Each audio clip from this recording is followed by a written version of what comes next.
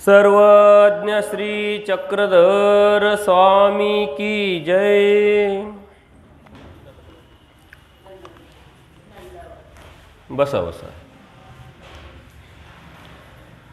छत्रपती संभाजीनगर येथील बजाजनगर येथे श्रीकृष्ण मंदिर ट्रस्ट व सर्वज्ञ सेवा वास्तविक मंडळाच्या वतीनं जे आपण 8 तारखेपासून सत्र चालू केलेले आहे, सत्संग चालू केलेले आहे, चिंतन चालू केलेलं आहे, त्याचा 6वा दिवस आहे, दुसरं सत्र आहे। स्वामी श्री चक्रधरांनी आपल्याला जे अनादिचे व नित्य 4 पदार्थ सांगितले, जीव, देवता, प्रपंच व परमेश्वर, या देवता पदार्थाच्या अनुषंगाने आपण कार्यकारण स्वरूप लक्षण बघत आहोत आणि आपल्या मनामध्येही सर्वात जास्त भय, समज, गैरसमज, न्यूनगंड हे देवतेच्या अनुषंगाने आहे। आपण परमेश्वराची भक्ती करत असताना परमेश्वराला एकनिष्ठ भक्तीची अपेक्षा आहे। येत अधीन होई जे म्हणितले ते कीजे, आपण अधीन आहोत परंतु म्हणितलं करत नाही, म्हणून आपली एकनिष्ठ भक्ती ठरत नाही, होत नाही। आणि हे अधीनत्व किंवा म्हणितलं ते करणं हे फक्त कपडे घातल्यानंतरच असतं असंही नाही। तुम्ही आजही म्हणितलं ते करतात, करण्याचा प्रयत्न करतात, त्यातच वाढ करू शकतात। सूत्रपाठात गेल्यानंतर आचार आणि आचार मालिकेचाच फक्त जर विचार केला तर 50% वचनं तुम्हाला आजही ह्याच कपड्यांवरती पाळता येऊ शकतात। आणि सर्व पूर्ण सूत्रपाठाचा विचार जर केला तर 10% वचनं तुम्हाला पाळता येऊ शकतात। स्वयंदास्य तपस्वीनं करता येणार नाही, महात्म्यानी प्रिय वक्तव्य म्हणता येणार नाही, महात्म्यानी सत्य जेव्हा होय नैतिकता सांभाळता येणार नाही, करू शकतो। परंतु आपल्या मनामध्ये एक भ्रम झालेले आहे, गैरसमज झालेले आहे, तो विषय आपला नव्हे। आणि म्हणून आपल्या मनामध्ये जी दृढता यायला पाहिजे विचाराची ती होत नाही। नामधारक वास्तविकांमध्ये ही कमतरता आहे। आचार्य योग्यता, विचारे दृढता। आचाराच्या बाजूने जेव्हा वासनिक वर्ग विचार करेल तेव्हा त्याच्या मनामध्ये, त्याच्या बुद्धीमध्ये, विचारामध्ये आपोआपच दृढता निर्माण होईल, निश्चयात्मक बुद्धी त्याची निर्माण होईल। आणि बोधवंत म्हणजे काय? निश्चयात्मक विचार करणारा तो बोधवंत, निर्णय क्षमता असणारा तो बोधवंत। परंतु आपण अनेक वर्ष उपदेश घेऊनही आपल्या मनामध्ये जे भ्रम आहे, न्यूनगंड आहे, भीती आहे, याचं कारणच हे आहे की आचार हा आपला विषय नाही आणि मग त्या बाजूने आपण कधी विचारच केला नाही। परंतु आचाराच्या बाजूने विचार केल्यानंतर जेव्हा सुरुवात करतो त्यावेळेस आपोआपच तुमची जी बुद्धी आहे नित्तळ होते, निर्भेळ होते आणि परमेश्वराचं साह्य होतं, परमेश्वराची प्रसन्नता निर्माण होते। म्हणून त्या बाजूने आपण विचार करत नाही तर केला पाहिजे।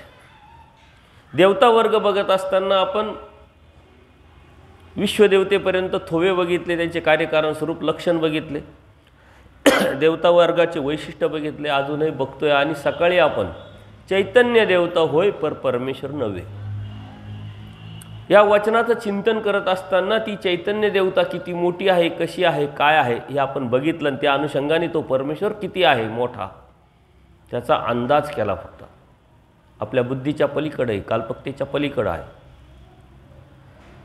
म्हणून आपण वागणं, बोलणं, राहणं, विचार करणं हे सर्वस्वी कोणाचा आपल्यावरती प्रभाव आहे त्यावरती अवलंबून असतं, ठरतं।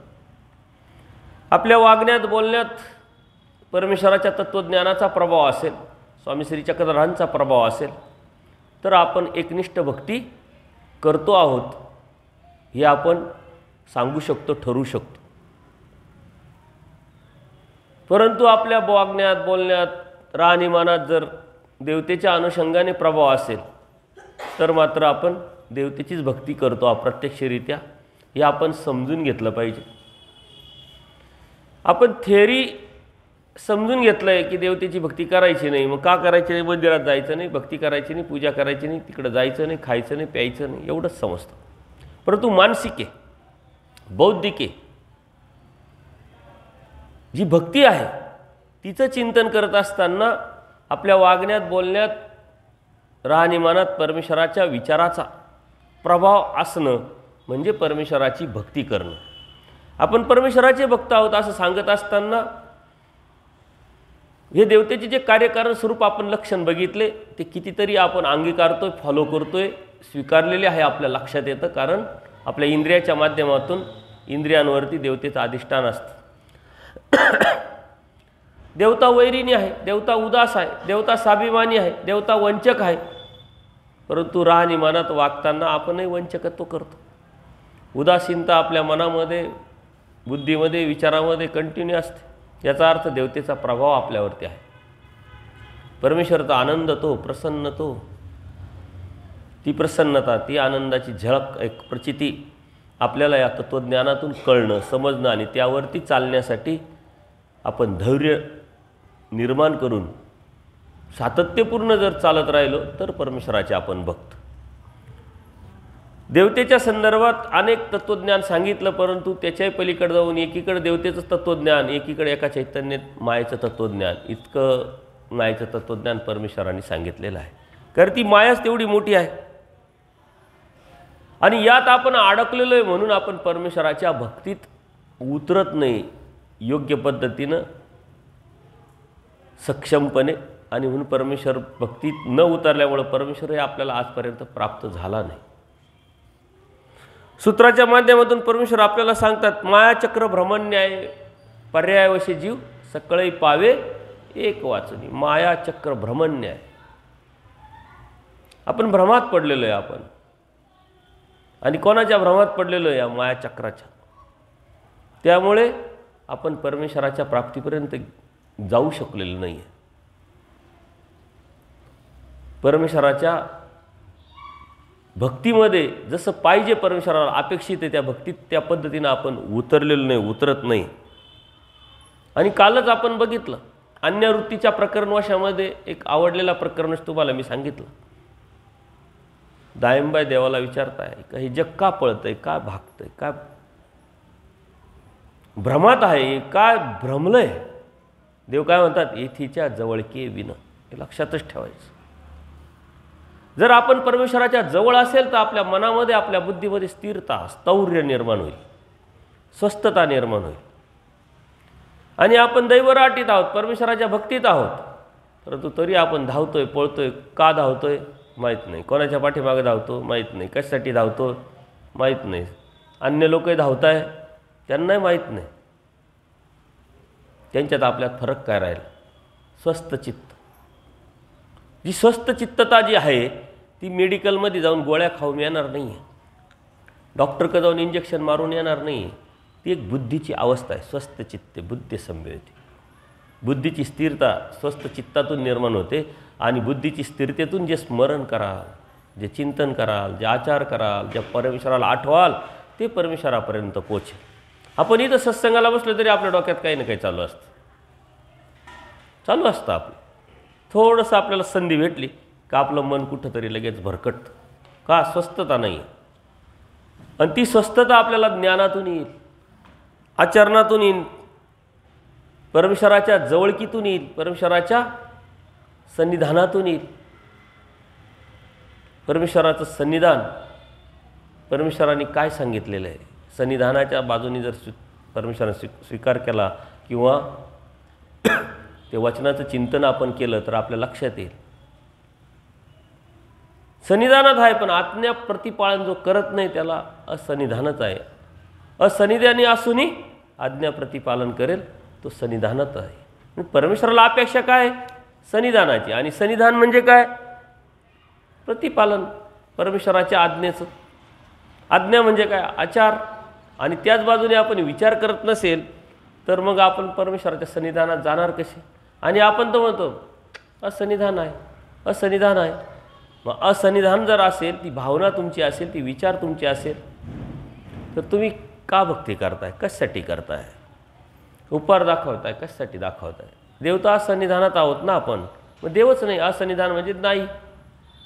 आणि नाथोबांना देव म्हणता आम्ही कुठं जाणार नाही, आम्ही तुमच्या पाठीच आहे. तर देव आहे ही भावना जेव्हा निर्माण होईल तुमच्या बुद्धीमध्ये, आचारा विचारामध्ये, तेव्हा आपोआपच असंत सामुग्री तुमची नाहीच्या बरोबर जाईल. देव आहे. CCTV कॅमेरा आहे म्हटल्यानंतर चोर लगेच हात आखडता घेतो की नाही? अरे कोणीतरी आपल्याला बघतंय, त्यावेळेस तो आपोआपच थांबून जातो. तसं देव आहे आपल्याबरोबर, देव आपल्या पाठी आहे असं म्हटल्याबरोबर आपल्या विचारामध्ये, आपल्या बोलण्यामध्ये, वागण्यामध्ये, कृतीमध्ये बदल झाला पाहिजे. आणि तो बदल होत नाही याचा अर्थ आपण अप्रत्यक्षरित्या देवालाच नाकारतोय. सन्निधान आपण आहे आणि या सन्निधान असल्यामुळं परमेश्वर आपल्याबरोबर आहे. आज्ञाप्रती पालन करणं हेच सन्निधान आहे. मायेच्या संदर्भात परमेश्वराने तत्त्वज्ञान सांगताना खूप तत्त्वज्ञान सांगितले. तुम्हाला सांगितलं की विचाराच्या सूत्राची जी सुरुवात झाली ती मायेच्या तत्त्वज्ञानातूनच सुरू झाली. कारण हे कळालं पाहिजे. हे एकदा का कळालं का मग परमेश्वर किती मोठा आहे कळेल, त्याची व्याप्ती कळेल, ती वस्तू समजेल, त्यांनी काय केलं आपल्यासाठी. त्या देवतेला किती कामाला, एवढी मोठी देवता तिलासुद्धा कामाला लावलं. सकाळी आपण चिंतन केलं, नुसतं कामालाच नाही लावलं, पूर्णपणे जोपर्यंत हा जीव मुक्तीला जात नाही तोपर्यंत संगत करायला लावलेली, आदेश केला आहे. संलग्न मायेचा अंश चिटकला तो मुक्तीपर्यंत असतो. माया देवता सतत परमेश्वराची आदेशाची वाट बघत असते. एवढी मोठी देवता अनंत ब्रह्मांडाला व्यापून असलेली, अनंतपट तिचं स्वरूप मर्यादा, अनंतपट तिचे पंचप्रकार, परंतु तरीही ती परमेश्वराची वाट बघते. कशासाठी? जीव उद्धरण्याचं व्यसन आपल्या मालकाला आहे. ते काय आदेश देतील आणि मी काय करावं. आणि ही चैतन्य देवतेचं ज्ञान, नॉलेज फक्त आणि फक्त आपल्याला परमेश्वराने कळवलेलं आहे, समजवलेलं आहे. नाही तर कोणत्याही वेदाला, उपनिषदाला, 18 पुराणांना चैतन्य देवता माहीतच नाही. या आपल्याच शास्त्रातून कुठंतरी हे शब्द कोणीतरी चोरले आणि ते कुठंतरी चिटकलेले आपल्याला दिसतात कधीतरी. मोह माया, हा ते म्हणतात असं. मोह माया ह्या मायेला नाही म्हणत. मोह माया म्हणजे आपलं या प्रपंचात अडकलेलं एक आपलेपण, आत्मक भाव, याला मोह माया म्हणतात. म्हणजे मोह माया आहे सर्व. माया म्हणजे ती माया नाही आपण जी समजतोय किंवा जो अभ्यासतोय ती माया नाही. लालसा, मोह माया म्हणजे अज्ञान होतं. मोह माया ही सर्व याच्यात भ्रमलेले. परमेश्वर म्हणताय ना, ही आपणही मोह मायेत आहे की नाही. परंतु का ह्या मोह मायेत आहे? भ्रमणं म्हणजेच मोह माया. दायंबा विचारत हा जीव का भ्रमला आहे, का पळतोय, हा का मोह मायेत अडकलेला आहे, हा का मोहात अडकलेला आहे. हे तिच्या जवळ येऊन परमेश्वर ज्याला कळाला नाही, ज्याला समजला नाही, ज्याला उमटला नाही, ज्याला जाणवला नाही, तोच हा मोह मायेत आहे. आता आपल्याला किती कळाला हे बघा, म्हणजे आपण किती आहे हे बी समजेल. जर आपल्याला परमेश्वर कळाला तर आपणही त्यातून बाहेर पडू. इतकं सोपं नाही. पण चैतन्य देवतेचं ज्ञान आपण समजून घेण्याच्या पाठीमागे हाच उद्देश आहे की तो परमेश्वर किती मोठा आहे, तो परमेश्वर आपल्याला प्राप्त करायचा आहे. आपल्या रेंजच्या बाहेर आहे, आपल्या आवाकाच्या बाहेर आहे, आपल्या ताकदीच्या बाहेर आहे. कारण ती चैतन्य मायाची इतकी मोठी, आपण ती सकाळी बघितलं, त्याच्या पलीकडचा असलेला परमेश्वर शक्य तरी आहे का.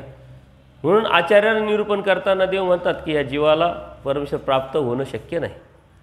देव प्राप्तच होत नाही. आचार्यांना दुःख झालं, ते रडायला लागले. देवाने धीर दिला, कारण हा जीव निर्दोष नाही आहे, कशा ना कशामध्ये कोणत्या तरी दोषामध्ये अडकलेला आहे. परंतु देवानी धीराचं हो, धीर धर, धैर्य धर. या अयोग्य जीवाला मीच योग्य करतो आणि मीच प्राप्तीला घेऊन जातो. स्वतः स्वामी श्री चक्रधर सांगताय. नुसतं सांगत नाही तर प्रॉमिस करताय, अयोग्य जीवाला मी योग्य करीन. फक्त आपल्याला उभं राहायचं आहे. तू उभा ठाकलीशीची पुरे, सिद्धी ते इथूनच नाही दिला. आपल्याला फक्त उभं राहायचं. ते उभं राहणं सुद्धा होत नाही. आपण म्हणतो घेऊन जा, आपल्याला फक्त वास बघायची. देव म्हणतात फक्त तुम्ही वास जरी बघितलं तर आईसाची काढी जाईल. आपल्याला ते पण जमत नाही. आपल्या बुद्धीमध्ये विचारामध्ये बदल आपल्याला करावा लागणार आहे. आणि तत्त्वज्ञानाच्या माध्यमातून कवनी एक वेद, कोणता तरी एक वेद आहे म्हटले, तो चैतन्याच्या विभाग जो आहे ते अस्तित्वात ते जाणे म्हटले. काहीतरी कोणता तरी एक वेद आहे, त्या वेदापर्यंत चैतन्याचं थोडीशी झलक आहे म्हटले. बाकी तर चैतन्याची सुद्धा ओळख नाही. तेव्हा परमेश्वराची ओळख आहे का? कोणालाही परमेश्वराची ओळख नाही. मात्र सर्व जग परमेश्वराची भक्ती करतं आहे, पण परमेश्वराची ओळख मात्र कोणालाच नाही, तुमच्याशिवाय, महानुभावांशिवाय. आणि महानुभावांना परमेश्वराची ओळख आहे. तो महानुभाव जर पळणारा दिसला, पळताना दिसला, भ्रमताना दिसला, तर त्याला ओळख आहे असं समजायचं कसं काय? ज्याला परमेश्वराची ओळख झाली तो स्थिर होतो, स्वस्थ होतो, शांत होतो, तो थांबतो. हे त्याला ओळख झाल्यानंतर तो आणखीन जास्त पळायला लागतो. मग ते तुम्ही काय ना आम्ही काय? मला कळत आहे म्हणून मी पळतोय, तुम्हाला नाही कळत आहे म्हणून तुम्ही पळत आहे. त्या पळण्याला काय अर्थ नाही. जो थांबला तो परमेश्वरापर्यंत पोहोचला. परंतु थांबणं कोणत्या बाजूनी? बौद्धिक स्वस्थ चित्ताच्या बाजूनी. मात्र सातत्यपूर्ण आचाराच्या बाजूने आपल्याला विचार करून पुढे जावंच लागणार आहे. परमेश्वराची नुसती ओळख, नुसता बोध, ही सुद्धा खूप मोठी स्वस्थता आहे. परमेश्वर सांगताय खूप मोठी स्वस्थता आहे. साधा नामधारक याला जी स्वस्थता आहे ती चैतन्य मायेच्या विद्यावंताला पण नाही. येणे बोधे बोधवंतची स्वस्थता अति ते चैतन्य विद्यावंत नाही. इतकं स्पष्ट, पारदर्शक आणि सांगितलेलं तत्त्व आपल्याला देवाने सांगितलेले, तरी पण जर आपण अस्वस्थ असेल तर परमेश्वराचा बोध आपल्याला नाही आहे. बोध आणि बोधवंत, बोधवंत निश्चयात्मक बुद्धी, समर्थवादावरची अपार निष्ठा.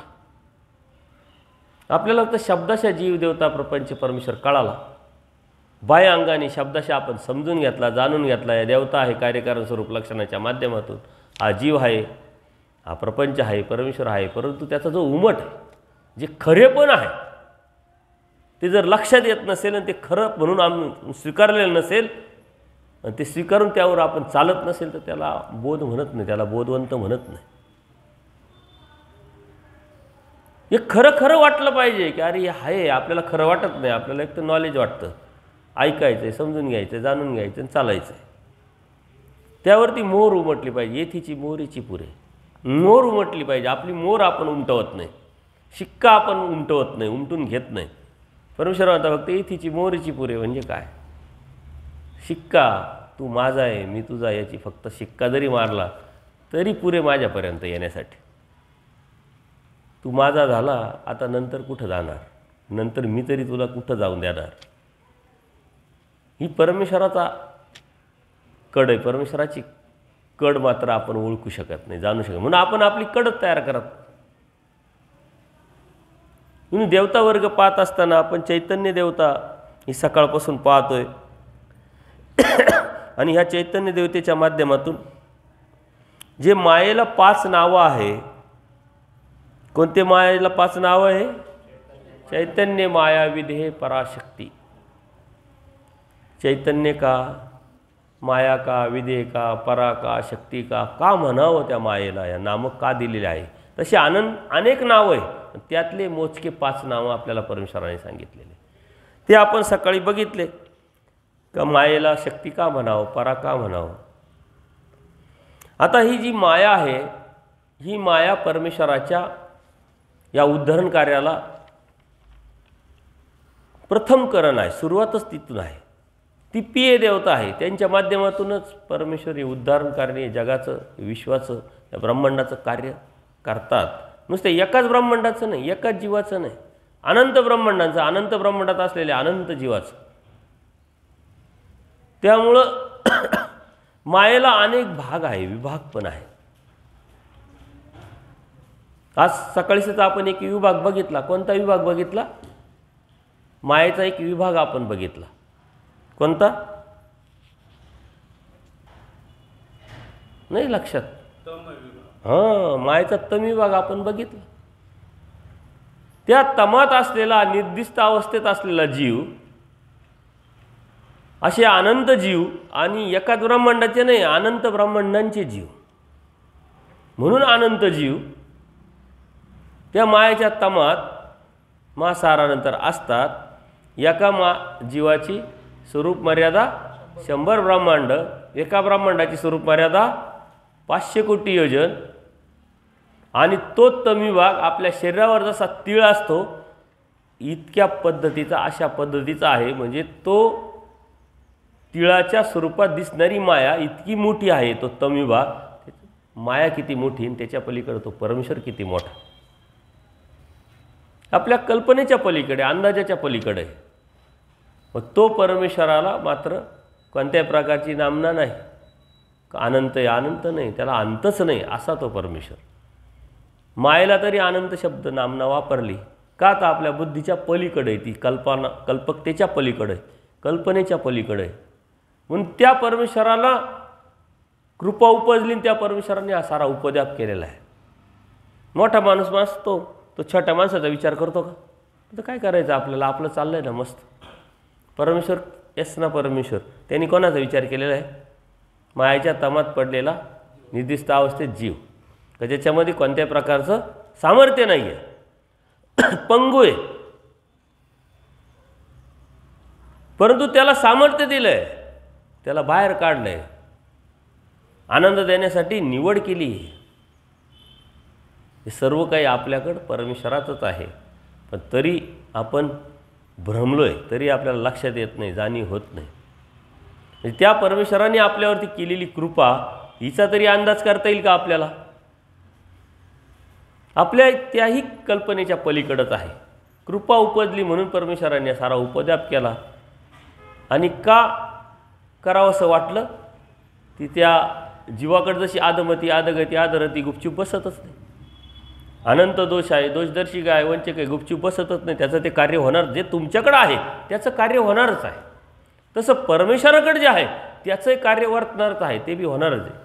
देव वेदक, शोधक, बोधक, द्रावक होणारच आहे.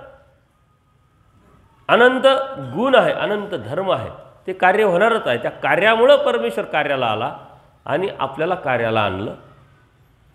नाही आहे सामर्थ्य, सामर्थ्य दिलं, करायला लावलं, चालायला लावलं. आणि आता सोडायचं कसं याचंही तत्त्वज्ञान सांगितलं. नुसतं सांगितलंच नाही तर स्वतः येऊन कसं सोडायचं हे बी दाखवलं, हे की नाही? आपण फक्त म्हणतो ज्ञान झालं, ज्ञानापाठी वैराग्य उपजे. आणि म्हणून देवाला ज्ञान झालं आणि ते गेले सालबर्डीला, वैराग्य उपजलं. देवाला वैराग्य उपजवण्याची काय गरज आहे? ज्ञान घेण्याची काय गरज आहे? ज्ञानमय स्वरूप, त्याला ज्ञान घ्यायची गरज आहे का? पण समाज व्यवस्थेला मान देण्यासाठी गोविंदप्रभू बाबांकडून त्यांनी स्वीकार केला, ती परंपरा चालावी. आणि तिकडं आपल्याला दाखवलं का काय असतं वैराग्य, कसं असतं वैराग्य. आपण फक्त त्याच्या वैराग्य म्हणजे काय? आतून विरक्ती, आतून नकारात्मक भावना, नाही म्हणण्याची ताकद. परंतु आपण नाही म्हणतच नाही, येऊ द्या म्हणतो. घडेल कसं यांना? ज्ञान आणि प्रेमाची परमेश्वराला देण्याची जी प्रवृत्ती आहे, ज्ञान आणि प्रेम जीवाच्या उद्धारण्यासाठी जे साधनं आहे तेच मात्र परमेश्वराने जीवाच्या माध्यमातूनच द्यायचं ठरवलं आहे. म्हटल्यानंतर ज्ञान आणि प्रेम तुम्हाला होणार कसं? ही सारी सिस्टम खोकला करून टाकली. देवाने सांगितलं आहे काय, करायला लावलं आहे काय, अपेक्षा केली काय, आणि आपण म्हणतो आहे काय. सिस्टम खोकला झाली म्हणून आपणही खोकले झालो. ती सिस्टम आपण आपल्यापुरती तयार केली पाहिजे तत्त्वज्ञानाच्या माध्यमातून. तेव्हा आपला उद्धार, तेव्हा आपली प्राप्ती. तुम्हाला काल सांगितलं, सकाळी सांगितलं, आनंद होईल तेव्हा होईल. परंतु नुसतं या तत्त्वज्ञानाच्या अनुषंगाने चिंतन करून तसं जगण्याचा प्रयत्न केला तरी तुम्हाला आनंद भेटेल. तरी आनंदाची प्रचिती, आनंदाची झलक तुम्हाला भेटू शकते. एक झलक तुम्हाला सुखदायक होऊ शकते. ती प्रचिती, कॉन्फिडन्स आपोआपच वाढेल तुम्हाला. परंतु ती झलक निर्माण होण्यासाठी तरी ते वातावरण आपल्याला निर्माण करावं लागेल आपल्या विचाराच्या, बुद्धीच्या माध्यमातून. ते आपल्यापुरतं का असे ना, पण आपण करण्याचा प्रयत्न केला पाहिजे, तेव्हा परमेश्वर कळेल, समजेल, लक्षात येईल. देवाच्या सन्निधानात अनेक भक्त होते, देवाला बघत होते, श्रीमूर्त पाहत होते, अनुभवत होते, तरीही परमेश्वराला परमेश्वर म्हणून स्वीकारत नव्हते. मार्कंड असेल, दादोज असेल, आहे की नाही, भरपूर आहे. मार्कंडाच्या बाबतीत तर किती लीळा आहे, खोटं बोलणं आहे, चोरी करणं आहे, साऱ्याच गोष्टी आहेत. पण तरी देवाने स्वीकारलं, सांभाळलं. तो दयाळू माळू कृपाळू पण आहे. त्याने ते जोडलं होतं, परंतु बाकीचं सोडलं होतं. काय उपयोग नाही. आपण हे जोडलं आहे, पण आता काय सोडायचं आणि काय धरायचं ही स्वतंत्रता मात्र आपल्याकडं आहे. चरित्रात गेल्यानंतर, तत्त्वज्ञानात गेल्यानंतर असे कितीतरी सद्भक्त आहे, असे कितीतरी जीव आहे की त्या प्रत्येक जीवातून आपल्याला काहीतरी परमेश्वराने शिकवलं आहे. छरदोबा आणण्याचं कारण काय? एक गोष्ट आपण म्हणतो ना, काय होतं एका गोष्टीने, काय होतं या एका गोष्टीमुळं छरदोबा कुठं गेले. तसं आपणही इथं काय होतं असं म्हटल्याने आपणही देवापासून जाऊ शकतो. एवढा पर्याय नाही, कॉम्प्रोमाइज नाही, तडजोड नाही. परमेश्वराला परमेश्वरच पर्याय आहे. पण कुठं कॉम्प्रोमाइज करायची, कुठे तडजोड करायची, हा सेन्स जी कुशाग्र बुद्धी ज्याची आहे, कुशळता ज्याची आहे, तोच धर्म सांभाळू शकतो. देवाने संग्रह पाळायला लावला, पण तो संग्रह कशा, कुठं, केव्हा, कधी देव जाणार नाही याची काळजी घेऊन म्हणजे सूत्रांचे, वचनाचे अर्थ आपल्याला समजणं आणि त्यावरती चालणं एवढं सोपं नाही आहे. परंतु समजून जर घेतला विषय तर खूप अवघड पण नाही आहे. चैतन्य मायेचे विभाग किती आहे सांगता येईल कोणाला?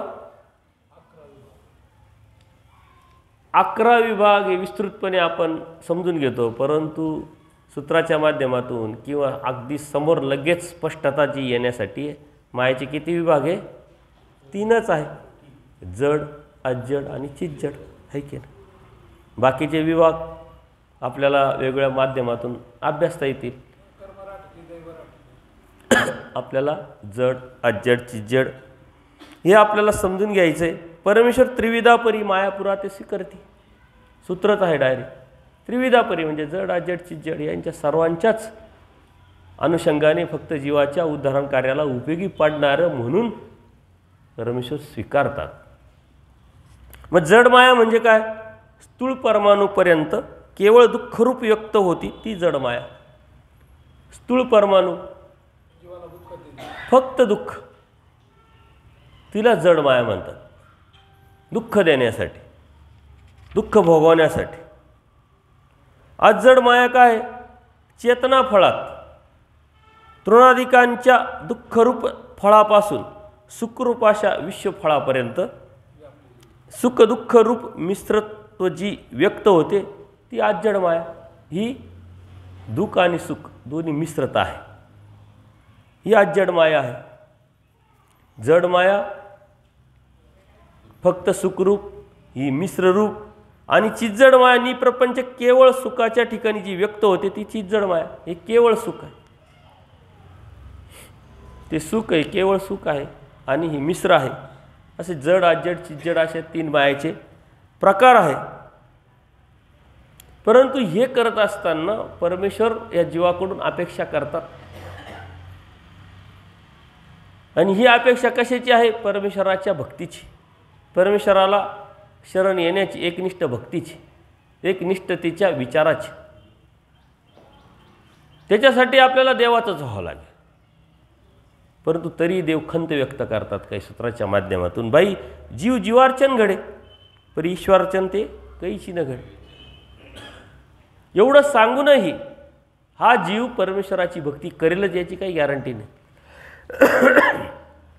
कारण परमेश्वराची भक्ती म्हणजे चैतन्याच्या पलीकडची, म्हणजे या चैतन्याच्या पलीकडच्या विचाराची, चैतन्याच्या पलीकडच्या आचाराची, चैतन्याच्या पलीकडच्या त्यागाची. आपल्याला पलीकडं दिसलं पाहिजे, आपल्याला पलीकडं दिसत नाही, आपल्याला फक्त जवळ दिसतं, अलीकडचं दिसतं. आणि अलीकडं आहे काय? भौतिक जग, आपलं सांसारिक जग, प्रापंचिक जग. सुखाच्या व्याख्या आपल्या अत्यंत छोट्या आहेत आणि त्या सुखाच्या व्याख्या छोट्या असल्यामुळं आपल्याला दिसतंही अगदी छोटं छोटंच. खूप छोटा विचार आपण करत राहतो. हा छोट्या विचारातून मोठ्या विचारात जाणं म्हणजे परमेश्वर भक्तीचं. छोट्या विचारातून परमेश्वराच्या भक्तीत गेल्यानंतर आपोआपच आपण ब्रॉड होतो, प्रगल्भ होतो. ही वैचारिक प्रगल्भता परमेश्वराला अपेक्षित आहे. ब्रॉडनेस ही परमेश्वराला अपेक्षित आहे. आपण नॅरो झालेलो आहे, छोटा विचार करतो आहे, छोट्या छोट्या गोष्टीचा विचार करतो आहे आणि त्यामुळं आपल्याकडून परमेश्वरार्चन कधीच घडत नाही. जीवार्चन घडतं, आपण दररोजच करतो. या भक्तीत राहत असताना हे जीवार्चन आपल्याकडून कंटिन्यू चालू असतं. सोशल मीडिया गेल्यानंतर तर आपल्याला लक्षात येईल आणि आपली तीच भावना असते, तीच धारणा असते. आपण आपल्याकडेने सर्व काही करण्याचा प्रयत्न करतो आणि यातूनच आपला प्रसव वाढेल अशी धारणा करून, अशी मानसिकता करून परमेश्वरापर्यंत जातो, अशी भोळी आशा पण करतो. परंतु प्रसव हा नीच गतीचा असतो. खालच्या आज खोटं बोलाल तर उद्या खोटं बोलाल. आणि परमेश्वर प्राप्ती भजनात वाचते. भजन हे जीवाच्या कडेचं नाही आहे, परमेश्वराच्या कडेचं आहे. त्यासाठी लागते तळमळ, प्रार्थना, चतुर्वेद, दुःख. हे करण्यासाठी लागते आत्मिक स्वस्थता, बौद्धिक स्वस्थता. ती मिळेल ज्ञानातून आणि ज्ञान मिळवण्याची इच्छा अजिबात नाही. देवाने एवढं दयामाया कृपा करुणा केलीच आहे, ते एक असं इंजेक्शनही तयार करायला पाहिजे होतं. इंजेक्शन मारलं का लगेच सारं ज्ञान झालं, एकदम सोपं. परंतु ते नाही आहे. ही एक प्रक्रिया, एक प्रोसेस आहे आणि ती आपल्यालाच करावं लागेल. जसे कपडे धुतो आपण, नुसते पाण्यातून काढतो आणि धुतो आणि लगेच झाले का स्वच्छ. त्याला पावडरीत केमिकलमध्ये बुडून ठेवावं लागतात 15 मिनटं, अर्धा तास. जसा कपडा जसं मळ तशा पद्धतीने काढल्यानंतर काय करतो आपण, धोपटतो, आपटतो, घासतो, परत दुसरा साबण लावतो, मग स्वच्छ पाण्यात टाकतो. स्वच्छ पाण्यात टाकलं की लगेच निघतं का नाही, परत दुसऱ्या स्वच्छ पाण्यात टाकतो, परत तिसऱ्या स्वच्छ पाण्यात टाकतो आणि मग पिळतो, झटकतो, वाळवतो, मग प्रेस देतो, मग ते घालण्यायोग्य होतं. आहे की नाही. ही सारी प्रोसेस ही काय माहिती आहे का, कपड्याची नाही सांगितली देवाने, ही आपली सांगितली. आपल्याला केमिकलमध्ये बुडून ठेवावं लागेल. म्हणजे काय नेमकं, या आचाराच्या केमिकलमध्ये आपल्याला राहावं लागेल कितीतरी वेळ. त्यानंतर मग प्रॅक्टिकल बघावं लागेल ना. आचाराचे सूत्र मला सांगता यायला लागले फटाफट. स्वदेश संबंध त्याज्य, स्वग्राम संबंध त्याज्य, संबंधाचा संबंध, विशेषता त्याज्य, संबंध अधिकार नाही, धडाधड धडाधड. पाठांतर 9 प्रकरण पाठांतर, आचार आचार मालिका, विचार विचार मालिका, पाठांतर केलेले कितीतरी आहे. हे पाठांतर म्हणजे आतमध्ये डुबून ठेवणं, समजून घेणं, जाणून घेणं, त्यातलं थोडंसं मोकळं करणं. नंतर मग धोपटणं, आपटणं म्हणजे आटन विजन, भिक्षाभोजन, बाहेर पडायचं आहे, समाजात जायचं आहे. समाजात जाऊन प्रॅक्टिकली ते बघायचं आहे, ते पाहायचं आहे, ते करायचं आहे आणि मग भक्तीत उतरायचं आहे. ज्ञान, भक्ती, वैराग्य. पहिले ज्ञान झालं, मग भक्ती, मग वैराग्य, मग विरक्ती. आपण पुढे जातच नाही, आपल्याला फक्त ज्ञानच होतं. भक्तीतही उतरत नाही, वैराग्याचा तर प्रश्नच नाही. आणि जे डायरेक्ट वैराग्यात गेले तर देव म्हणतात ज्ञानी विन वैराग्य काय करावे बाप्या, त्याला काही माहीतच नाही. ही प्रोसेस आहे. या प्रोसेसमधून जावं लागेल आणि प्रत्येकाला जावं लागेल. तुम्ही काय ना आम्ही काय. इथं कोणालाही सबसिडी नाही आहे. कवयित विशिष्ट नियम आहे, लाडकी बहीण योजना मग त्यांनाच लागून यांना नाही, असं काही नाही. प्रत्येकाला या नियमात बसावं लागेल, या प्रोसेसमध्ये जावं लागेल. देव अत्यंत सुंदर असे दृष्टांत सांगतात. फुटाण्याचा दृष्टांत का सांगतात. कठीणत्व आहे ते मृदत्व करावं लागेल, त्याला गोडी आणावं लागेल, मग ते खाण्यायोग्य होईल. हे कठीण आहे ना हा जीव. या जीवामध्ये मृदत्व आणण्यासाठी त्याला ते प्रोसेसमधूनच जावं लागेल, तेव्हा त्या परमेश्वराच्या प्राप्तीला जाईल.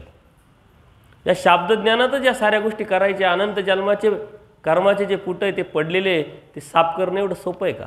परंतु तरी त्यांनी त्याच्यावरती काय प्रोसेस केली तर कर्माचा नाश होईल. देवाने सांगितलेलं आहे, किंचित दुःखे पापनाशी.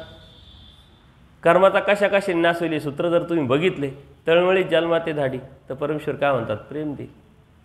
अजून काय? दुःखाच्या कर्माच्या राशी लागते. अप्राप्ती निमित्त के. कशाची अप्राप्ती करायची आपल्याला? सर्व भेटलंय, घर आहे, दार आहे, कुटुंब आहे, पैसा आहे, स्थानं करायला भेटले, साधू संतांचे पंक्ती करायला भेटल्या, क्रिया करायला भेटल्या, वासनिक दररोजच भेटतात, खेळतात, भिक्षुक दररोज भेटतात, खेळतात, सारं भेटलं देवा. तू नाही भेटलं. तू कुठं भेटशील? या स्थानावर का, त्या स्थानावर का, त्या स्थानावर कुठं भेटशील? कुठं? ही तगमग सुनियाच्याने म्हणजे कुत्र्याच्याने प्रवृत्तीनं जेव्हा तुम्ही राहाल तेव्हा आपण राहू, तेव्हा परमेश्वराची काहीतरी कुठंतरी नजर आपल्यावर पडेल. इथं का तिथं का तिथं का तिथं. आपण तर स्थान करायला भेटलो. खूप मस्त झालेलं, स्थानं भारी झाली बरं का आपली. आज मस्त सकाळी उठलं फ्रेशमध्ये, घरी कोणीच नव्हतं, पारणच करून टाकलं, मस्त वाटलं आपलं. आपण त्याच्यातच सुखी आहे. चॉकलेटवरती एखादा मुलगा गप्प बसतो, खाऊवरती एखादा मुलगा बसतो, खेळण्यावरती गप्प बसतो. तसंच आपलं झालेलं आहे. दृष्टपरी चॉकलेटच आहे आपले. घर नव्हतं घर झालं, कुटुंब नव्हतं कुटुंब आलं, मानपान भेटला, पैसा आला, एफडी आली, जे जे आहे ते. देव कुठं आहे? अप्राप्तीचं दुःख कुठं भेटल? त्या अप्राप्तीचं दुःख लीळाचरित्रात गेल्यानंतर कोणाकोणाला होतं आपल्याला लक्षात येईल. वेदवंत औसामाता. अप्राप्तीचं दुःख बोधही नव्हता, माहीतही नव्हतं, परंतु त्यांचं बोलणं, वागणं, राहणं प्रेमाच्या वार्यासारे. प्रेमी जो भक्त आहे त्याच्याही पलीकडं होतं म्हणले. उत्तर पंथगमनानंतर त्या औसामाता आचार्यांपर्यंत गेल्या नाही कुठं, कोणत्या स्थानावर डोकं म्हटले. माझ्या देवेवीनं ते गंगातीर जळत असे म्हटले. आपण त्यात सुखी प्राप्त. त्या पलीकडचा विचार करावा लागेल आपल्याला. तो पलीकडचा विचार होत नाही तोपर्यंत परमेश्वर कळत नाही, समजत नाही, आणि म्हणून तो भेटत पण नाही. तो भेटला पाहिजे. तो पलीकडचा परमेश्वर समजला पाहिजे, कळाला पाहिजे, जाणवला पाहिजे. मग तशा पद्धतीची विचारधारा आहे आपली स्ट्रॉंग लागेल. दूर पाहण्याची नजर आपल्याला लागेल. आपण म्हणतो काय खरं आहे, या कलियुगामध्ये एवढं सोपं आहे का देव मिळवणं? जर एवढं सोपं नसतं आणि देव खरंच मिळाला नसता तर देव आला तरी कशाला असता? देव आला ना. परमेश्वर या सृष्टीमध्ये अवतारतात. अवतारून काय करतात? वाडोवडी फिरतात. अधिकारी जीवाला निमित्त करून तत्त्वज्ञान सांगतात. अयोग्य जीवाला योग्य करतात. प्राप्तीला घेऊन जातात. हे सुद्धा आपल्याला दाखवलं देवाने. हे बघा असं नेलं मी. पूजनीय भांडारेकर असेल, आचार्य असेल, बाईसा असेल, नेलं, नेतो. असं काही समजू नका, असं काही मनात आणू नका निगेटिव्ह विचार. असं कसं काय शक्य आहे, असं काय होईल का? असं काही नाही आहे. देवाने प्रॅक्टिकल स्वतः करून दाखवलं. आचार असेल, प्राप्ती असेल. फक्त त्या प्रोसेसमधून आपल्याला जावं लागेल. आचार्यांनी जे अंगीकारलं, जे स्वीकारलं आणि त्यावरती जे ठाम राहिले, त्या अनुषंगाने आचार्य झाले. त्यांचं जीवनचरित्र आपल्याला लक्षात घ्यावं लागेल. त्यांनी काय स्वीकारलं आणि त्या स्वीकारण्यातून ते कसे ठाम राहिले, स्थिर राहिले, हे बघावं लागेल. स्वामी श्री चक्रधरांनी आपल्याला तत्त्वज्ञान सांगितलं आहे, परमेश्वराची ओळख करून दिलेली आहे, प्राप्तीला मी कसा नेणार हे पण सांगितलेलं आहे. म्हणून एक अवतार असताना सुद्धा आचार्य स्वामी श्री चक्रधर द्यावं भानखिडीच्या डोंगरात पडले. अवस्था प्रगटली. अवतार होता गोविंदप्रभू बाबांचा. त्यांना माहीत नव्हतं की गोविंदप्रभू बाबांचा अवतार. त्यांना माहीत नव्हतं परमेश्वरी अवतार. माहीत होतं स्वामी श्री चक्रधरांचा अवतार. आणि त्या अवतारामधला फरक मात्र लक्षात आलेला होता. तो पूजनीय माईम भटांच्या लक्षात आला नाही, म्हणून ते तिकडं अनुसरायला गेले होते. देव म्हणतात तिकडं न जाता इकडं अनुसरले असते तर आम्ही समर्थ होतो तुमच्या अडीअडचणी दूर करायला. यदा कदाचित काय सांगा पूजनीय माईम भटांना देवानी काय देऊन बसले असते. तर देवाची खावणी आपल्याला लक्षात आली पाहिजे. देवाची कड आपल्याला लक्षात आली पाहिजे. ह्या साऱ्या प्रसंगातून आपल्याला काय शिकवलंय, काय शिकायचं आहे आपल्याला हे लक्षात आलं पाहिजे.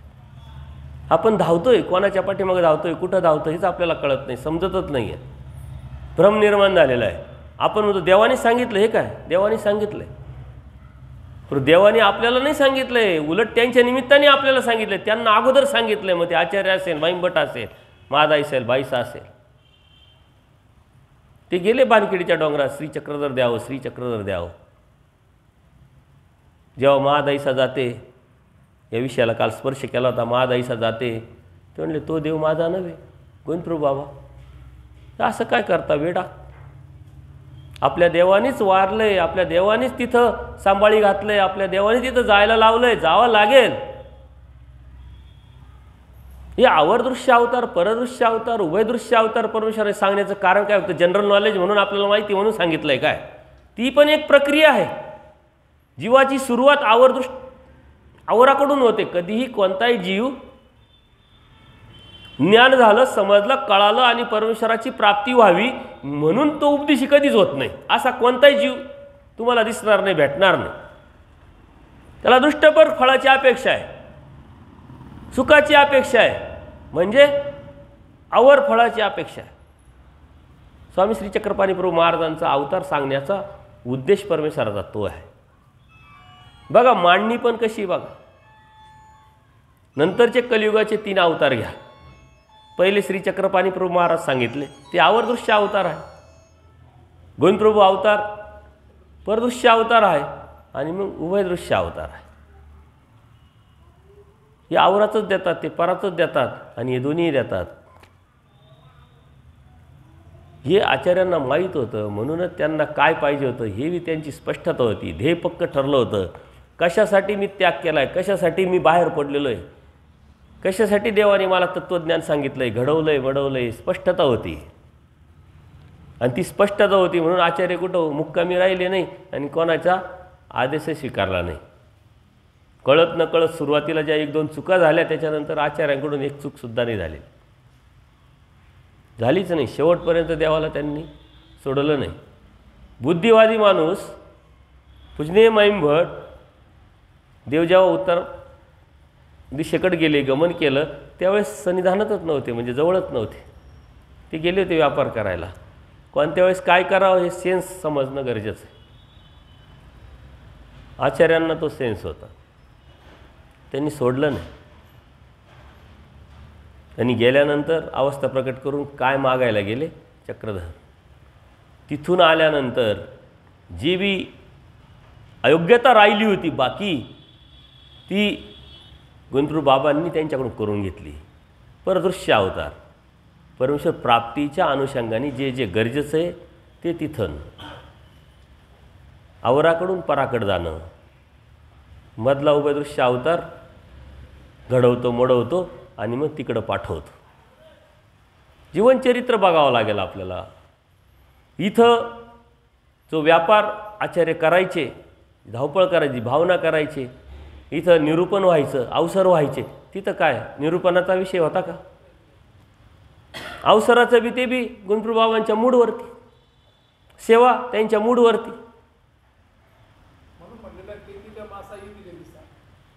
तिथं महिना, इथं एका दिवस. हे करून येणारे अवतार आपल्याला भेटले, करायला लावणारे आपल्याला अवतार भेटले आणि गॅरंटी देणारे अवतार भेटले. आपण स्वामी श्री चक्रधरांचे भक्त आहोत आणि बाकी हे अवतार परमेश्वराने आपल्याला त्या प्राप्तीपर्यंत घेऊन जाण्यासाठी सपोर्टिंग, आपल्याला लाईफ काय म्हणतात त्याला, लाईफ सपोर्टिंग, ते आपल्याला सपोर्ट करणारे आहे. स्थान काय आहे? परमेश्वराच्या प्राप्तीपर्यंत घेऊन जाणारं एक साधन. नाम काय आहे? साधन काय आहे? साधन म्हणजे एका ठिकाणाहून दुसऱ्या ठिकाणी घेऊन जाण्याची, पण आपण त्यातच थांबलो आहे. हे थांबणं हे आपल्या जीवनासाठी, आपल्या मुक्तीसाठी विघातक आहे, हे लक्षात घ्या. घातक आहे. त्याच्या पलीकडे जाऊन आपल्याला बघावं लागेल काहीतरी, परंतु हे सोडूनसुद्धा आपल्याला जाता येणार नाही. याचाच आधार घेऊन, यांच्याच आधाराने आपल्याला पुढं सरकावं लागेल.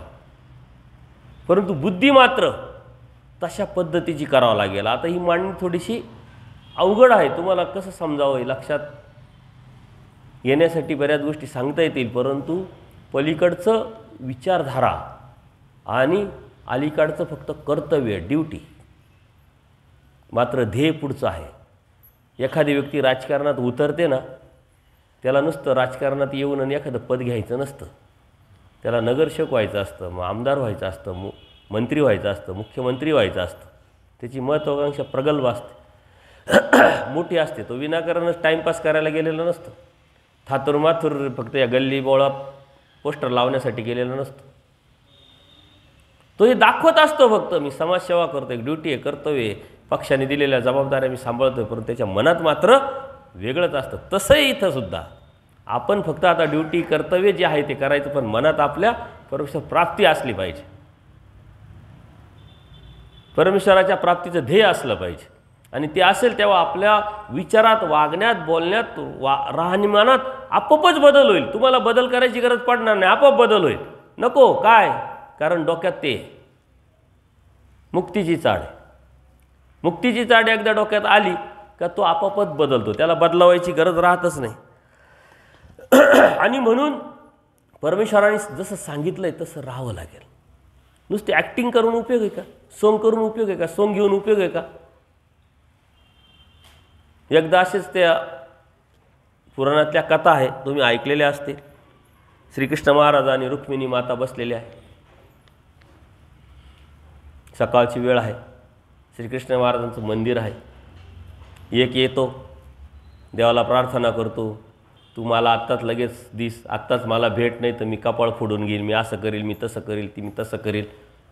हा अनुभव रुक्मिणी मातेला मात्र पहिलाच होता. ते घाबरल्या. अहो अहो धावा धावा म्हणे, तुमचा भक्त काहीतरी करून घेईल.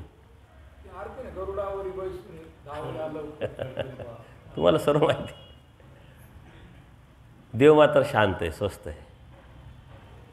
मग रुक्मिणी माता घाबरल्या, जा जा जा लवकर, आता त्यांनी काही केलं तर काय होईल. मग आपल्या नावाला, आपल्या भक्तीला बट्टा लागेल, इज्जत जायचा प्रश्न निर्माण झाला. देव म्हणतात काही घाबरू नका, की 10 वर्षापासून हेच चालू आहे, सेम टू सेम, काही बदल नाही म्हटले. देवही स्वस्त आहे, शांत आहे. देवाला अहो आपण एकामेकाला 10 वर्षापासून 5 वर्षापासून ओळखतो, समजा मित्र असेल, कुटुंब असेल, तरी आपली स्वभाव, विचारधारा, कृती, त्या कृतीवर नंतर झालेला परिणाम, या साऱ्या गोष्टी आपण अंदाज घेतो की यांनी असं केलं तर आता हा काय बोलेल, हा काय करेल, आहे की नाही. ते तर परमेश्वर आहे, सर्वज्ञ, त्यांना सर्वच माहिती आहे. तर आपला अंतर्भाव, आपली आंतरविचारधारा परमेश्वर सर्व ओळखतं. परमेश्वराचा CCTV कॅमेरा अत्यंत पॉवरफुल आहे. ते नुसते आपल्या बाह्य अंगाने हालचाली ओळखत नाही, बाह्य अंगाने हालचाली टिपत नाही, त्या मनातला भावसुद्धा, आपली आलेला विचारसुद्धा टिपतात. अत्यंत स्ट्रॉंग आहे. नुसता विचारसुद्धा आपल्या मनातला जो आहे तो सुद्धा सेव्ह होतो, आणि त्यातून सुद्धा जे फळ भेटायचं, जे कर्मातून त्याला फळ भेटणार आहे, ते लगेच ऑटोमॅटिक जोडल्या जातं. ते ॲप अत्यंत स्ट्रॉंग, अत्यंत प्रगल्भ आणि एकदम फॉरवर्ड आहे. ते अजून ॲपच आलं नाही, येणार पण नाही. असे खूप ॲप आहे. परमेश्वराचा जो कॉम्प्युटर आणि परमेश्वराचं जे ॲप आहे ते मात्र विज्ञानाला शक्य नाही आहे. तुमच्या मनातलं ओळखणं, तुमची विचारधारा ओळखणं, तुमची कृती ओळखणं, आणि त्यातून लगेच त्याला काय भेटायचं ते मिळणं. मानसिके, वाचिके, अनारब्ध, प्रारब्ध, हे सारे आहे ना कर्म. ते कर्मसुद्धा लागतात आणि ते बी होतात. पण आता मानसिके म्हटल्यानंतर कोणी तुमच्या मनात काय आहे, काय ओळखता येतं. माझ्या मनात काय तुम्हाला ओळखता येईल.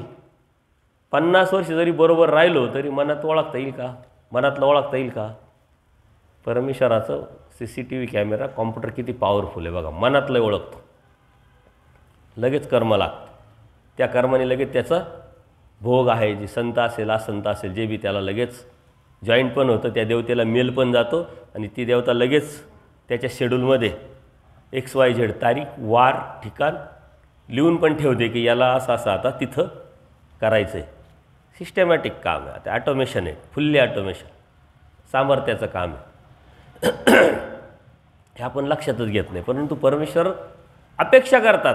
काय अपेक्षा करतात? तो हे शब्द म्हणत असे म्हणले, एक ऐसेची होऊन ठाके. एक मात्र असा होऊन ठाकतो, असा होऊन राहतो, त्याचा मी आहे, त्याचा मी होतो, आणि तो माझा आहे म्हटलं.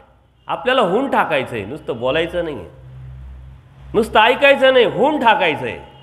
द्रौपदी माता, द्रोणाचार्य, विश्वाचार्य, पांडव याचना करत होती की नाही? इकडे रुक्मिणी माता देवाला सांगते, अहो हे काय चाललं आहे, वेट अँड वॉच, थांबा, दम धरा, आमच्याकडे तर येऊ द्या, आम्हाला तर संधी भेटू द्या. ती संधी जोपर्यंत आम्हाला येत नाही तोपर्यंत आम्ही करणार कसं, बळत थोडी लुडबुड करणार आहे.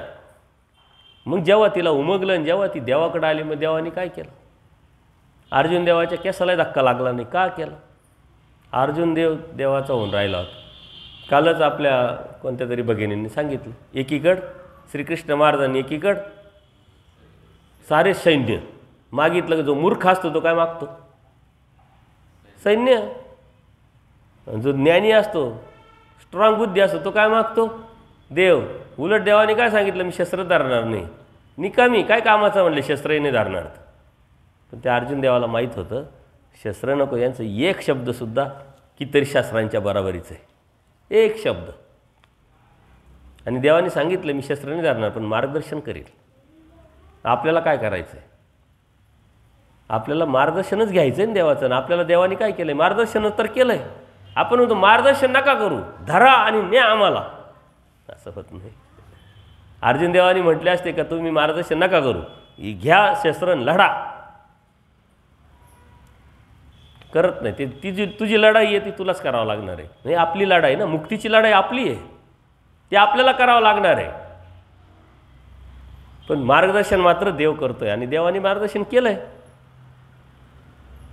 आजकाल केलं आहे का, अनंत जन्मात केलं, अनंत सृष्टीत केलं. बोध देऊन परमेश्वर प्रत्येक वेळेस अवतरले आणि सांगितलं आहे, परंतु आपली लढाई आपल्याला लढता आली नाही म्हणून तर पुन्हा पुन्हा जन्म मृत्यू कितीतरी कर्म फळात जाऊन दुःखात उपभोगून आपण परत इथपर्यंत आलेलो आहे. पुन्हा पुन्हा कोणाच्या तरी माध्यमातून परमेश्वर आपल्याला ही कर्तव्य अर्जुन देवासारखं सांगून उभं करण्याचा प्रयत्न करत आहे. अर्जुन देव तर सर्व सोडायला तयार झाले आहेत, परंतु न सोडण्यासाठी देवाने सांगितलं आहे. आपल्याला बी सोडायला लावलेलं आहे. येत आधी न होई जे म्हणितलं ती की जे म्हणजे सोडणंच आहे. आपण बाह्य अंगाने असं समजतो, पण देवाने सांगितलं आहे काय सोडायचं आणि काय धरायचं. सोडायचं आहे पण काय सोडायचं हे आपल्याला लक्षातच येत. आपल्याला देवतेला सोडायचं आहे, देवतेच्या विचारधारेला सोडायचं आहे, देवतेच्या भक्तीला सोडायचं आहे, परमेश्वराच्या विचारधारेला स्वीकारायचं आहे, परमेश्वराच्या भक्तीला स्वीकारायचं आहे. म्हणून देवाने सोडायला नाही, पण ते येत अधीन होईचे, अधीन व्हा आणि म्हणितलं मी जे सांगितलंय ते करा. याचा सोडणं, याचा अर्थ सोडणं होतंय काय, याचा अर्थ त्याग होतंय का, करायला लावताय देव. अर्जुन देवाला देवाने करायला लावले, सोडायला थोडी लावले. अर्जुन देव तर सोडायला तयार झाला होता, सोडतो सारं, प्रश्नच मिटवतो म्हणते. डावरे डोक्याला ताणच नको, हे सोडू नको. सोडून काय करतो, तुला करावं लागेल, कर्तव्य करावं लागेल, ड्युटी करावं लागेल, त्या रस्त्यावर चालावं लागेल, होऊन ठाकावं लागेल. जसं मी सांगितलंय तशा पद्धतीनं तुला तयार करावं लागेल, तयार व्हावं लागेल. ही सज्जता, अलर्टनेस, ही सावधानता तुझ्या जीवनामध्ये तुला उतरावं लागेल. तोच आचार आहे, बाकी काय आचार आहे. त्याग करायचा कशाचा करायचा आहे, खाण्याचा त्याग करेल का माणूस, कपडे घालण्याचा त्याग करेल का, हिंडण्या फिरण्याचा त्याग करेल का. कुठे गेलं तरी त्याग होऊ शकत नाही. त्याग बाह्य अंगाने आपण दिसतोय, आपल्याला अंतरांगाने त्यागाची अपेक्षा आहे परमेश्वराला. अंतरागाचा त्याग म्हणजेच विरक्ती, म्हणून अभिलाषा निवर्तनं, म्हणून समाधान पावणं, प्रसन्नता. आचार्य किती प्रसन्न, वेदवंती नागदेव म्हणायचे ना आचार्यांना, वेदवंती ब्राह्मण यायचे ना, वेद निर्माण व्हायचा, थोडंसं निरूपण, थोडंसं बोलणं, लगेच भिक्षा. तिथं विषयच नव्हता कान फुकणं, उपदेश देणं, येन दंडोत घालन, इकडं जाईन तिकडे हे पारायण करण, ते पारायण करण, ही विडे ठेव, अजिबात नाही, डायरेक्ट भिक्षा. एक ब्राह्मण आले, म्हटले का हो तुम्ही किती वेळा दिवसभरातून आंघोळ करतात आणि कशाची आंघोळ करतात. चंदन लावतात, त्यावेळेस काही साबणं होते का आपले, रीन, अजून काय काय लक्स, अजून कितीतरी साबणाचे नावही माहीत नाही, होते काय ते. आचार्य काय उत्तर देतात, आचार्य म्हणतात या शरीराला पाणी कधी लावलं हेच आठवत नाही, एवढी झळाली कशाने आहे. म्हणजे आतमध्ये जी वस्तू आहे ना ती झळाळते. आतमधली वस्तू कोणती, काय देवाने काही औषध देऊन गेले होते का देवाला, देवाने गोळी देऊन गेली होती की ही गोळी खात जाय दररोज.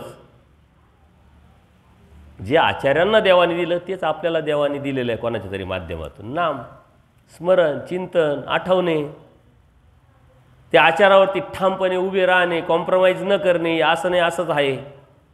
देवाला आचार्यांना प्रश्न विचारला, ते म्हटले माझ्या देवाला मी विचारायचं विसरलो. 12 संदेह आचार्यांनी तसेच ठेवले. आणि खरंच तसं होतं काय? आचार्यांनी कल्पकतेने ते प्रश्नाचे उत्तर देऊ शकला नसते का?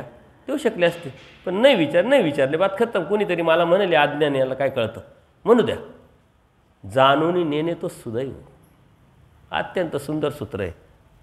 त्याचा अर्थ काही लोक काढतात वेगवेगळे, परंतु जाणून नेणे तो सुदैव. सर्व येतंय परंतु मला काहीच येत नाही अशी भावना निर्माण होणं. मी करतोय पण मी काहीच करत नाही अशी भावना निर्माण होणं. मला देव माझ्या नजरेच्या टप्प्यात दिसतोय पण भेटेल का नाही, हे अप्राप्तीचं दुःख निर्माण होणं तो सुदैव असतं. हे अप्राप्तीचं दुःख देवाला सांगितलं, तो सुदैव आहे. आपल्याला लक्षात येत नाही. काही लोक म्हणतात जाणून नेतो म्हणजे सर्व येतंय परंतु सांगायचंच नाही, तो सुदैव. हाताची घडी तोंडावर बोट असं नाही आहे. एक सूत्राचं थोडंसं एक टिंब जरी बदलला ना तर सारं बदलतं. बघा, मातापुरा कोल्हापुरा न वाचावे, आहे की नाही सूत्र? त्या वाचावेर वरती टिंब आला, मातापुरा कोल्हापुरा न वंचावे. अर्थ किती जमीन आसमानचा झाला बघा. वाचावे म्हणजे काय? जाऊ नये. वंचावे म्हणजे काय? टाळूच नये. टाळूच नाही म्हणजे जावेच, आणि इकडं म्हणते जाऊच नाही. एक टिंब, एक काना मात्रा बदलला तर सारं बिघडतं. तसं आपल्या जीवनाचा एक निर्णय, एक अविचार, एक असंत कर्म हजारो वर्ष निस्ताराला लागू जाऊ शकतं. म्हणून धर्मदेवाने जो सांगितला आहे तो स्पष्ट आणि पारदर्शक आहे. परंतु तो कोणत्या वेळेस कसा स्वीकारायचा, कोणत्या वेळेस काय स्वीकारायचं, कोणत्या वेळेस काय टाळायचं हे बी लक्षात आलं पाहिजे. आचार्यांनी टाळलं, निर्णय क्षमता होती. दादूस म्हटले मी तुमचा गुरु आहे, त्यांनी काही दिलं तर काही घ्यायचं नाही. पहिल्याच भेटीत नाकारलं, दादूसांना नाकारलं, दादूसांची गुरुत्व नाकारलं, म्हणून आचार्य झाले. आपण तर एवढ्या दावणीला बांधलेलं आहे का कोणाच्या दावणीला हे आपल्याला कळत नाही, कोणाच्या खुट्याला हे आपल्याला कळत नाही. स्वतंत्र बुद्धी, कोणत्या वेळेस आज्ञा पाळायची आणि कोणत्या वेळेस आज्ञा भंग करायचा हे कळायला पाहिजे. हा सेन्स, ही कुशळता, ही व्यावहारिक कुशळता आचार्यांकडे अत्यंत प्रगल्भ होती, जबरदस्त होती. त्यांच्या लिळेंकडं आपण जाऊन बघितलं त्यावेळेस आपल्या लक्षात येईल. फक्त आचार्यांचं जीवनचरित्र अभ्यासा, चिंतन करा, त्यांचं वागणं बोलणं, त्यांना देवाने सांगितलं तत्त्वज्ञान, त्या तत्त्वज्ञानावरती त्यांचं चालणं, हे जर आपण बघितलं आपल्याला खूप मोठ्या अभ्यासाचीच गरज नाही, खूप चिंतनाची गरज नाही. जे आचार्यांनी स्वीकारलं ते स्वीकारायचं, जे आचार्यांनी केलं ते करायचं, जसं चालले तसं करण्याचा प्रयत्न करायचा. कोणतंही एक तुम्हाला आवडणारं एखादं पात्र शोधा, औसा घ्या, मादाईसा घ्या, बाईसा घ्या, आचार्य घ्या, माईंबट, कोणतंही पात्र स्वीकारा. सारं जीवनचरित्र क्लिअर, पहिल्या भेटीपासून शेवटच्या भेटीपर्यंत प्रत्येक लीळा आणि त्यांचं वागणं बोलणं राहणं स्वीकारणं करा, तरी तुम्ही त्या पावलावर पाऊल ठेवून जाल. देवाने हे रस्ते परमेश्वराच्या मुक्तीपर्यंत नेण्याचे तयार करून ठेवलेले. आपल्याला वेगळं वाट निर्माण करायची गरजच नाही आहे, पण तो सेन्स आपला असला पाहिजे. आणि हे सर्व सांगण्याचं कारणच ते आहे की यातून बाहेर पडणं म्हणजे तो सेन्स निर्माण करणं. दादोस कोण होते? विद्यावंत होते. विद्यावंत म्हणजे देवता, देवतेचेच विद्यावंत होते ना. ती देवता जी विद्यावंताच्या माध्यमातून कार्य करते ती स्वतः कार्य करते, परंतु ती देवता अप्रत्यक्ष त्या विद्यावंत आचार्यांना सांगतात की मी तुझे गुरु आहे, तू ऐकायचं नाही, बोलायचं नाही, पाहायचं नाही, काही दिलं तर घ्यायचं नाही.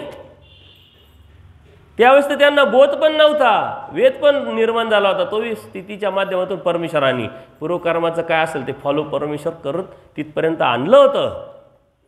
ती लीळा आठवा समोरची आचार्यांची दादोसांची पहिली भेट, त्यावेळची आचार्यांची परिस्थिती, वागण्याची पद्धत, विचार करण्याची पद्धत काय होती, आमूलाग्र बदल. तो बदल काय आपोआप झाला काय, इंजेक्शन देऊन केला काय?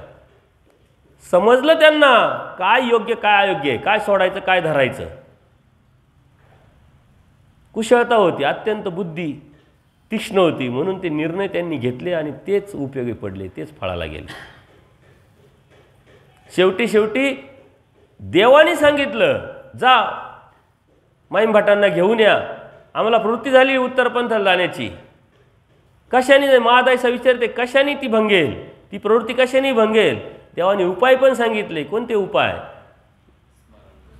1,00,000 स्मरण करा किंवा माईम भट्टांना बोलून आणा, त्यांना जर गीता वाखाणेल